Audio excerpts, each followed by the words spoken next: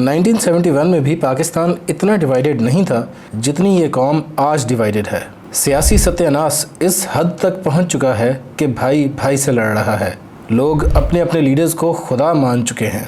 Division इतनी ज़्यादा हो चुकी है कि ब्यूरोक्रेसी हो या अदलिया या मुल्क चलाने वाली कोई भी इकाई, हर जगह तकसीम नज़र आती है और शदीद किस्म की तकसीम। दूसरी तरफ हालात ये हैं कि पाकिस्तान को अगले 3 सालों में $74 बिलियन वापस करने हैं लोन्स के, $74 बिलियन।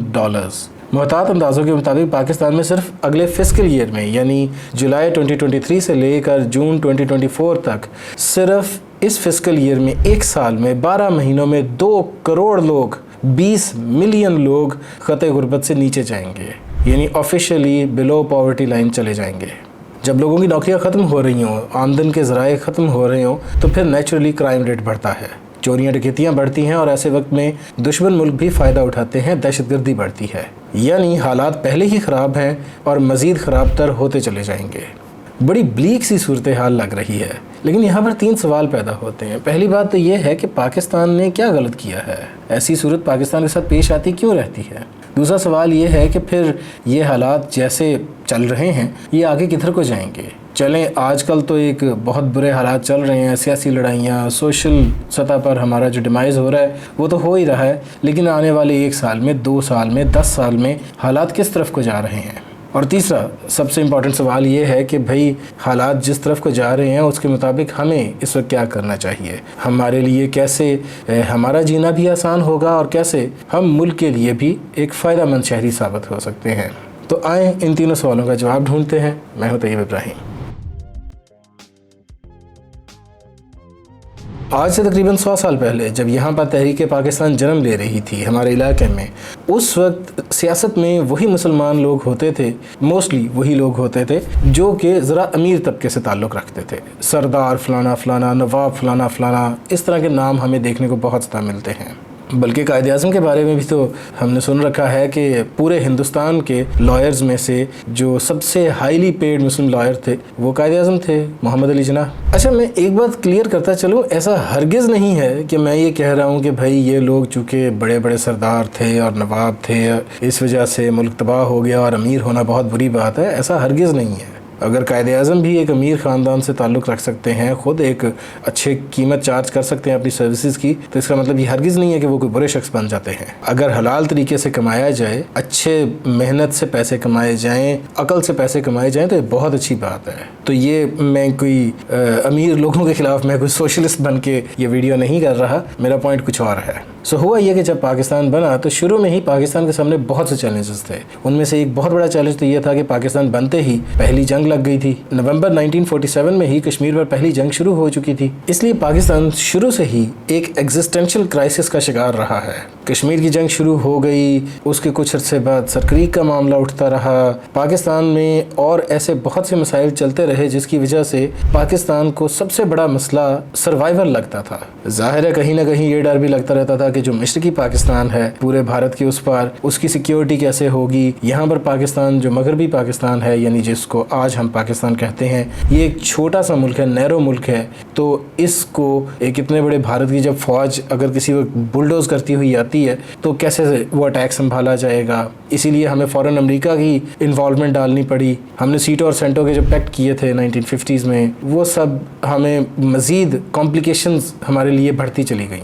लियाकत अली ख़ान तो फ़ौरन 1940s में ही जाकर अमेरिका के साथ ताल्लुकात बनाने चले गए थे। उस वक्त अमेरिका की इन्वॉल्वमेंट भी हो गई, एक एग्जिस्टेंशियल क्राइसिस भी चल रहा था। आप नोटिस कर रहे होंगे कि मैं थोड़ा टाइमलाइन भी ख़राब कर रहा हूँ। मैं कभी लियाकत अली ख़ान की बात करता हूँ, कभी बाद वाले प्राइम मिनिस्टर्स की बात करता हूँ, कभी जनरली अयूब दौर की भी बात कर लेता हूँ। वो इस वजह से कि अभी लीडर कौन बैठा हुआ है ये उतना इम्पॉर्टेंट नहीं है। अभी हम उस सोच की बात कर रहे हैं कि फ़ैसला साजी करते हुए क्या सोच होती थी हमारे जहन में। तो जिस वक्त ये सारे मसाइल चल रहे थे, जिस वक्त हमें ये सारे चैलेंजेस थे कि भाई कैसे मुल्क चलेगा, फ़ौज कितनी बड़ी है, हमारा डिफेंस किस तरह का है, क्योंकि वाखान बॉर्डर के उस पार रशिया था। रशिया इंडिया का बेस्ट फ्रेंड था, हमारी उसे बिल्कुल नहीं बनती थी क्योंकि हम अमेरिका के साथी थे। अमेरिका के दोस्त होने की वजह से रशिया के दुश्मन हो जाते थे। रशिया उस वक्त सामने बैठा हुआ था, वो भी हमारे लिए एक चैलेंज था। इतना बड़ा जिन जितना मुल्क रशिया, उसके साथ इधर एक इंडिया, और साथ चाइना को भी हम उस वक्त तो नहीं हमें पता था ना कि कितना अच्छा दोस्त हमारा हो सकता है, कम्युनिस्ट मुल्क था। तो रशिया, इंडिया, ये मेनली हमारे लिए दो बड़े चैलेंजेस थे जो कि हमारे बिल्कुल एक तरह से सर पे बैठे हुए थे। इस तरह की सूरत हाल में हमें एग्जिस्टेंस का मसला था, हमें सर्वाइवल का मसला था। जब सर्वाइवल का मसला पड़ा हो तो उस वक्त आप मजबूत जमहूरी बुनियादों की कोशिश नहीं कर रहे होते, क्योंकि जमहूरी बुनियादें जो होती हैं वो ज़्यादा बहस मुबाहिसा, डिबेट, अकाउंटेबिलिटी इन चीज़ों पर पड़ जाती हैं। जिस वक्त आपको एग्जिस्टेंस का मसला हो, जिस वक्त सर्वाइवल का मसला हो, उस वक्त आप थोड़ा बहुत चाहते हैं कि भाई शायद कुछ ऐसे काम भी करने पड़ें जिसमें बहुत ज़्यादा जमहूरी ना हो। मुझे तफसील ना पूछिएगा मैं क्या बात कर रहा हूँ, आप समझ रहे हैं मैं क्या बात कर रहा हूँ। तो इस तरह की सूरत हाल में फिर जमहूरियत को पनपने देना, कोशिश करना कि मुल्क ज़्यादा से ज़्यादा जमहूरी बुनियादों पर खड़ा हो, ये कहीं प्रायोरिटीज़ में बात आई ही नहीं।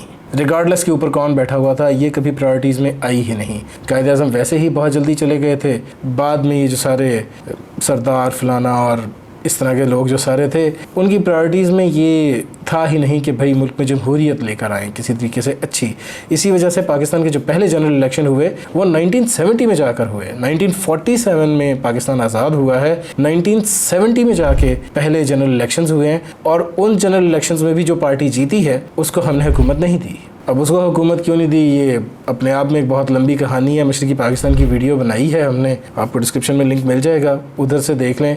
अब ये जो सारी सिचुएशन थी जिसमें एग्जिस्टेंस का, सर्वाइवल का मसला बना हुआ था, उसमें अगर बात की जाती कि भाई लैंड रिफॉर्म्स करो, पाकिस्तान में कोई वडेरा ना रहे, कोई बड़ा जागीरदार ना रहे, पाकिस्तान को एक इंडस्ट्रियल मुल्क बनाया जाए, पाकिस्तान में बहुत अच्छी यूनिवर्सिटीज़ बनाई जाएँ, पाकिस्तान में इल्म व दानिश का कल्चर आम किया जाए, तो ये बातें कहीं प्रायोरिटीज़ में नहीं बनती थी।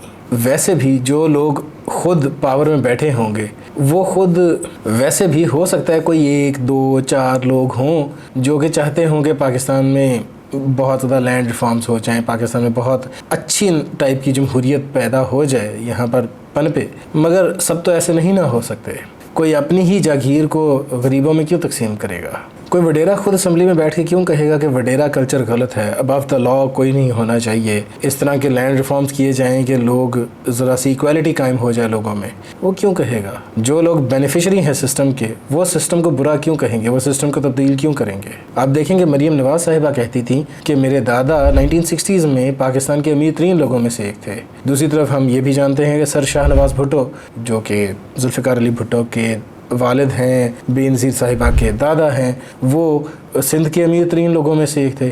आज यही दोनों ख़ानदान हुकूमत में हैं। इसका मतलब ये है कि कहीं ना कहीं तसलसल नज़र आ रहा है हमें। वो लोग जो आज से 30 साल पहले, 50 साल पहले बहुत पावरफुल थे, आज भी वही ख़ानदान बहुत पावरफुल है। इवन इमरान खान भी HSN में पढ़े हैं, ऑक्सफोर्ड में पढ़े हैं, एग्जैक्टली गरीब तो नहीं ना कहला सकते। मैं फिर वही बात कहूँगा कि अमीर होना अपने आप में कोई बुरी बात नहीं है, लेकिन वो कहते हैं ना कि everyone is self centred, it's just the radius that differs. तो अमीर लोग भी, ऐसा ज़रूरी नहीं है कि अगर किसी का नाम भुट्टो है या शरीफ है तो वो मुल्क के बारे में अच्छा नहीं सोच रहा होगा। लेकिन जाहिर है एक बंदा इस्लामाबाद क्लब में बैठकर हिसाब किताब लगा रहा हो कि सांगढ़ के लोग या खानेवाल के लोगों या पशीन के लोगों के मसाइल या लकी मरवत के लोगों के मसाइल क्या है, तो उसे समझ नहीं आने। हमने एक सीधा साधा सा फार्मूला बनाया हुआ है कि भाई जिसके मसाइल हल करने हैं उस तबके की रिप्रेजेंटेशन की जाए हुकूमत के अंदर, असम्बली के अंदर एटलीस्ट। मिसाल के तौर पे अगर औरतों के हकूक़ नहीं मिलते, औरतों के हकूक़ देने हैं, तो हम औरतों की रिप्रेजेंटेशन ज़्यादा करें असम्बली के अंदर। सिमिलरली अगर हमें लगता है कि यूथ को हमने एम्पावर करना है तो हमें यूथ को असम्बली में लेकर आना है। माइनॉरिटीज़ के हकूक़ अगर दिलवाने हैं माइनॉरिटीज़ को, तो माइनॉरिटीज़ को लेकर असम्बली में आए। ये हमारा एक सेट पैटर्न चलता है। लेकिन हम कभी भी इनकम की बुनियाद पर या ताकत की बुनियाद पर लोगों को ऐसे असम्बली में लेकर नहीं आते। असम्बली में आने के लिए आपको करोड़ों, बल्कि किसी किसी केस में अरबों रुपया लगा कर इलेक्शन जीतना पड़ता है। असम्बली में आने वाला हर बंदा रेंज रोवर में ही आता है, अगर कोई प्राडो में आए, या हम तो ये भी नहीं इमेजिन कर सकते कि कोई असम्बली मेंबर सिविक चलाता होगा। और ये तो हमें कार्टून ही लगेगा कि कोई बंदा मोटरसाइकिल पे असम्बली का मेंबर बन जाए, क्योंकि असम्बली का मेंबर बनने के लिए बहुत बहुत ज़्यादा पैसा चलाना पड़ता है। नतीजा ये है कि जो लोग असम्बली में बैठते हैं आकर, वो अपनी गेटेड कम्युनिटीज़ में रहते हैं, वो समझ ही नहीं सकते कि एक कमज़ोर आदमी का पाकिस्तान क्या है, उसके फियर्स क्या हैं, उसके डाउट्स کیا ہیں, اس کے پاکستان سے گلے شکوے کیا ہیں. یہ اسمبلی ایک عام آدمی کی اسمبلی نہیں ہے, اور یہ نظام اس طرح کا ہے جس میں ایک عام آدمی کی اسمبلی بن ہی نہیں سکتی, اور یہ ہمارا اصل مسئلہ ہے, اس کو ٹھیک کرنے کی ضرورت ہے. لیکن خیر بات پر واپس آتے ہیں. جب یہ سارا مسئلہ بنا ہوا تھا کہ پاکستان میں ایک وہ طبقہ تھا جو کہ ان لوگوں کا طبقہ تھا جن کو اسٹیٹ اپنا سگا سمجھتی تھی, یعنی یہ وہ لوگ ہیں جن کو کبھی ہم VVIPs کہتے ہیں, کبھی ایلیٹ کہتے ہیں, کبھی مختلف نام ہم دیتے رہتے ہیں, لیکن بیسکلی یہ وہ لوگ ہیں جو طاقتور ہیں, جو سسٹم کے بینیفیشری ہیں. یہ لوگ ایک طبقہ ہے, گیٹڈ کمیونٹیز میں رہتے ہیں, ان کی لائف بہترین ہے. دوسری طرف وہ طبقہ ہے جو کہ نمبرز میں بہت زیادہ ہے, پاکستان کی ایک تھمپنگ میجورٹی بنتا ہے, لیکن وہ کمزور ہے. ان لوگوں کا ایک الگ پاکستان ہے, ان کو بہت سے گلے شکوے بھی ہیں, ان کی ناراضیاں بھی ہیں اپنی اسٹیٹ سے, اپنے اداروں سے, اپنے سیاستدانوں سے, سب سے. اب یہ دونوں طبقات اپنے اپنے الگ الگ پاکستان میں رہتے ہیں. طاقتور لوگوں کا پاکستان الگ تھا, کمزور لوگوں کا پاکستان الگ تھا. طاقتور لوگ اپنے لوگوں میں منگل کرتے ہیں, ان کے اپنے سوچنے کا انداز ہے, ان کا سب کچھ ایک الگ ہے, ان کا ڈیزائن سب کچھ ایک الگ ہے. جو غریب لوگ ہیں, جو کمزور لوگ ہیں, وہ ان کا ایک الگ ڈیزائن ہے. یہ دونوں سائڈ بائی سائڈ رہ رہے تھے, لیکن دو الگ الگ پاکستان میں رہ رہے تھے. آپ شاید سوچ رہے ہوں کہ بھئی یہ میں نے کیا کیا, درمیان میں مارشل لاز کو کھا ہی گیا ہوں. بھئی مارشل لاز بھی تو اسی نظام کا ہی ایک پروڈکٹ ہے نا. کبھی سنا نہیں کہ ایک جج کی بیٹی ایک کسی بریگیڈیئر یا جنرل کے گھر بیاہی ہوئی ہے؟ کیا کسی انڈسٹریلسٹ کا فوج سے تعلق نہیں ہوتا؟ کیا فوج کا کسی بیوروکریٹ سے تعلق نہیں ہوتا, کسی فوجی کا؟ آپس میں رشتہ داریاں ہوتی ہیں, آپس میں دوستیاں ہوتی ہیں. ایسا نہیں ہے کہ فوج کوئی بالکل ایک سیپریٹ اینٹی کے طور پہ چلتی ہے, عدالت بالکل سیپریٹ اینٹی کے تحت چلتی ہے. کسی کے گھر رشتہ لینے جائیں تو وہ کہیں جی نہیں ہم عدالت کے لوگ ہیں, ہم جج ہیں, ہم جج اور وکیلوں کے باہر شادی نہیں کرتے.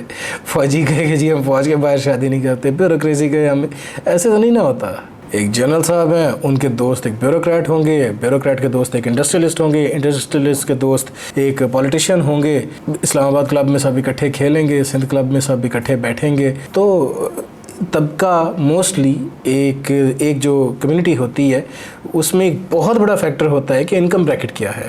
اگر سب کی انکم بریکٹ سیم ہے, اور ہمارے ہاں جو ایک فیکٹر ایک مزید آ جاتا ہے کہ اگر سب کے پاس پاور ایک جتنی ہے تو وہ دوست ہیں. صرف مارشل لاء ہونے کی وجہ سے معاملہ خراب نہیں ہوتا. جب مارشل لاء نہیں تھا, کیا سیاستدانوں نے بہت اچھے الیکٹورل ریفارمز کیے؟ کیا بہت اچھے جوڈیشل ریفارمز کیے؟ کیا لینڈ ریفارمز کیے؟ کیا سیاستدانوں نے اکاؤنٹیبلٹی کا کوئی ایسا نظام بنایا کہ ملک میں کرپشن کم ہوتی, غریب آدمی الیکشن جیت سکتا, عدالتوں میں کرپشن کم ہو جاتی؟ عدالتوں میں یہ جو ہمارے ہاں ایک کانسیپٹ چلتا ہے, چھوٹی عدالتوں کی بات کر رہا ہوں, ٹاپ کورٹس کی نہیں بات کر رہا, چھوٹی عدالتوں میں کہ وکیل کیا کرنا ہے, جج کر لو. کیا آج ہماری عدالتوں میں جو کیسز پینڈنگ پڑے ہوئے ہیں ان کو ٹھیک کرنے کے لیے ہمارے سیاستدانوں نے کوئی اسٹرانگ کام کیا؟ ہمارے سیاستدان, ہمارے بیوروکریٹ, ہماری عدلیہ, ہماری فوج, ہمارے جس کا بھی نام لیں, بیسکلی ہمارا مسئلہ یہ نہیں ہے کہ فوج بری ہے یا سیاستدان برا ہے یا عدالتیں بری ہیں. یہ میں ہسٹری کی بات کر رہا ہوں ساری جو پاکستان کی رہی ہے, کہ جی آپ کسی ایک کو ذمہ دار نہیں ٹھہرا سکتے. یہ مسئلہ ایک سوچ کا تھا, ایک اوور آل سوچ کا تھا.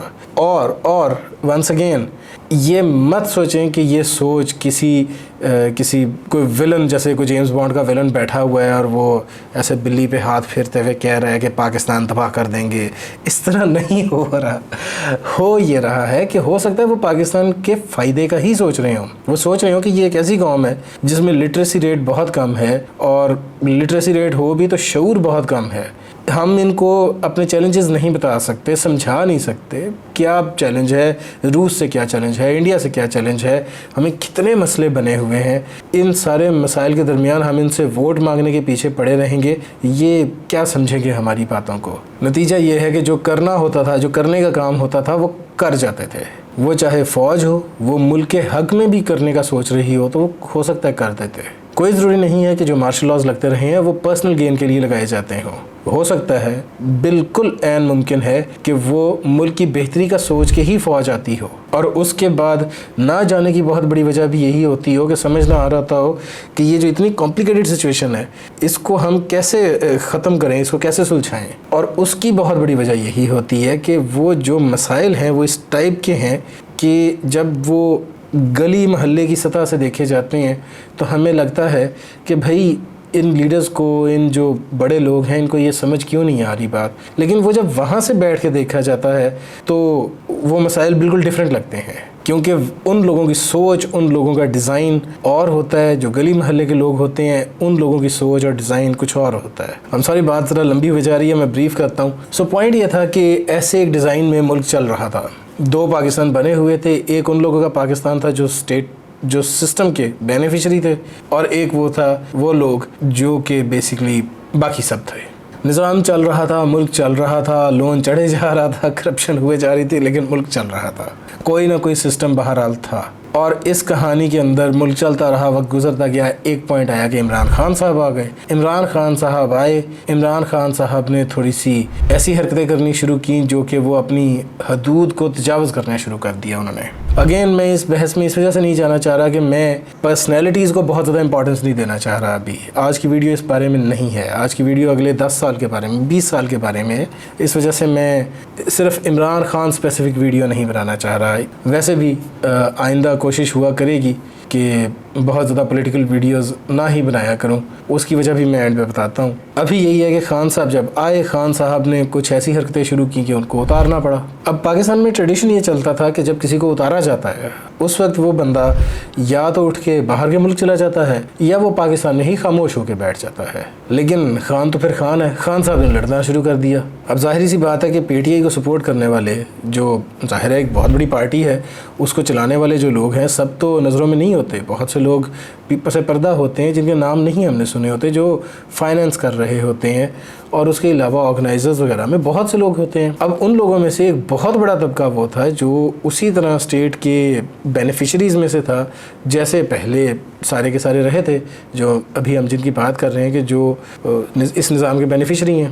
وہ سارے لوگ پھر سوچنے لگے کہ بھئی اب ہم نے عمران خان کا ساتھ دینا ہے یا ہم نے مخالفت کرنی ہے. ظاہر ہے بہت سے لوگ پچھلے 10-15 سال سے کہہ رہے تھے کہ بھئی خان اچھا ہے, خان کو موقع چاہیے, خان کا ساتھ دینا ہے. اچانک سے جب خان لڑ پڑا تو اس وقت بھی تو پھر ساتھ دینا تھا نا خان کا. یہاں پر پھر ایک مسئلہ کھڑا ہو گیا کہ بھئی اب خان کا ساتھ دیں یا ایک دم سے خان کا ساتھ چھوڑ دیں. بہت سو نے خان کا ساتھ دیا, بہت سو نے چھوڑ دیا. بہت سے جو پہلے خان کا ساتھ نہیں دے رہے تھے وہ خان کے ساتھ آ ملے, کیونکہ ان کو لیٹ سے دوسرے گروپ سے کوئی لڑائی تھی. انہوں نے کہا چلو اب خان کا ساتھ دیتے ہیں, ہمیں مزہ آئے گا, دوسرا والا کمزور ہوگا. اور ایسے یہ ایک لڑائی بن گئی. اب اس لڑائی کی وجہ سے ہر جگہ پر ہمیں ڈیوائیڈ نظر آنے لگ گئی ہے. وہ چاہے عدلیہ ہو, بیوروکریسی ہو, وہ ایون سوسائٹی ایٹ لارج ہو. یہاں تک بات پہنچ چکی ہے کہ لوگ آپس میں, دوست آپس میں لڑ رہے ہیں, بھائی بھائی سے لڑ رہا ہے. ایک کہتا ہے کہ خان بہت صحیح کہہ رہا ہے, خان ملک بچائے گا, ملک میں جو لوگ ہمیشہ سے کام خراب کرتے رہے ہیں خان ان کے خلاف کھڑا ہوا ہے. دوسرا اٹھ کے کہتا ہے یہ قائد اعظم کا گھر جلانا, یہ شہیدوں کی بے حرمتی کرنا, یہ لیڈرشپ ہے. اور یہ بحث ہر گلی میں چل رہی ہے, ہر ادارے میں چل رہی ہے, ہر جگہ چل رہی ہے. اور اس کے اوپر پھر ہمارے یوٹیوبرز اور کالم رائٹرز اور ٹی وی کے اینالسٹ وغیرہ بھی پھر انجوائے کرنے آ جاتے ہیں, ویوز لینے کی خاطر اور ریڈرشپ لینے کی خاطر کچھ بھی لکھے جاتے ہیں, کچھ بھی بولے جاتے ہیں. اس کی وجہ سے پھر ہمارے سوشل میڈیا بھی بند ہوتا ہے, جو اپنے آپ میں ایک بہت بڑی پرابلم ہے, غیر جمہوری عمل ہے. بھائی سوشل میڈیا تو نہیں نا بند ہونا چاہیے. جب یہ لڑائی شروع ہو گئی اور لڑائی بڑھتی چلی گئی, اس میں ایک نئی چیز, ایک نیا فیکٹر آیا ہے. وہ فیکٹر یہ آیا ہے جو کہ اصل ڈائلاما ہے ہمارا, وہ یہ ہے کہ قانون ہاتھ میں لینے کی, قانون توڑنے کی ایک یہ سوچ ڈیولپ ہو گئی ہے کہ بھائی اگر قانون کے بھروسے رہے تو قانون کا فائدہ کوئی نہیں ہے. ایون اگر آپ کوئی اسٹرانگ ادارہ بھی ہیں, اگر آپ حکومت میں بھی ہیں, تو بھی آپ کو لگتا ہے یار جوڈیشری ساتھ نہیں دے گی. اتنی عجیب و غریب صورتحال ہے کہ پی ڈی ایم کی حکومت ہے اور پی ڈی ایم کے سربراہ مولانا فضل الرحمان صاحب دھرنا لے کے کانسٹیٹیوشن ایونیو پہ پہنچے ہوئے ہیں کہ بھائی عدالت غلط کر رہی ہے. یعنی کیا مائنڈ باگلنگ سچویشن ہے یار. دوسری طرف جلاؤ گھراؤ کا سلسلہ چل رہا ہے. عجیب سی سچویشن ہوئی پڑی ہے اور ملک میں اوور آل ایک انتہائی ڈپریسنگ قسم کی فضا بنی پڑی ہے کہ بھائی یہ ہمارے ملک میں کیا ہو رہا ہے. یہ ایک نسل ہے جو یہ سب کچھ دیکھ رہی ہے. اس وقت تو ہر چیز لائیو ہوتی ہے, ٹی وی پر نہ ہو تو سوشل میڈیا پر ہوتی ہے. انفارمیشن کو چھپایا نہیں جا سکتا, اور یہ جو مزاج ہے یہ پوری قوم میں نظر آ رہا ہے. جب حکومت کو خود اپنی سپریم کورٹ کے خلاف احتجاج کرنا پڑے تو اس کا مطلب یہ ہے کہ something somewhere has gone terribly wrong. اور پھر ہماری پولیس تو ہے ہی, اس کو شہریوں کی عزت کرنی تو آتی نہیں ہے. وہ تو لڑکیوں کو بالوں سے پکڑتی ہے, پھر اس کی ویڈیو بنتی ہے, پھر پبلک کو اور غصہ آتا ہے. دوسری طرف ہماری پبلک ہے وہ بھی اتنی ماشاءاللہ تمیزدار ہے کہ اب کیا بولوں. ایک طرف تو ہماری اکانومی تباہ ہے اور اس کی وجہ سے بہت سے چیلنجز تو ویسے ہی پیدا ہو جاتے ہیں جن میں لا اینڈ آرڈر کا مسئلہ بھی ہے, لا اینڈ آرڈر سچویشن بھی ہے. اس کے علاوہ علم کا فقدان بھی ہے.